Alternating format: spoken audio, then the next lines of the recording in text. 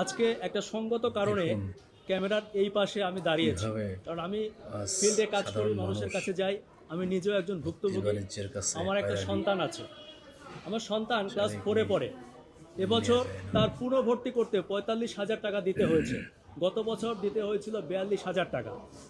তো আমি একবার চিন্তা করে দেখলাম যে যাদের বাসায় 3টা বাচ্চা আছে সেই ফ্যামিলিগুলোর কি অবস্থা। আপনারা জানেন যে বাংলাদেশের অধিকাংশ মানুষ মধ্যবিত্ত, নিম্ন মধ্যবিত্ত এবং নিম্নবিত্ত। আমাদের সম্পদ নেই, আমাদের বাড়ি গাড়ি নেই। আমরা যারা নিম্ন মধ্যবিত্ত আমরা মনে করি আমাদের সন্তানটাই হচ্ছে আমাদের সম্পদ।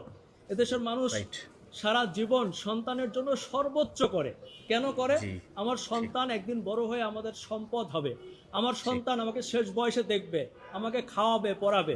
যেহেতু আমার জমি জমা টাকা পয়সা সম্পদ কিছু করতে পারে নাই, আমার সন্তানটা আমাকে শেষ বয়সে দেখবে।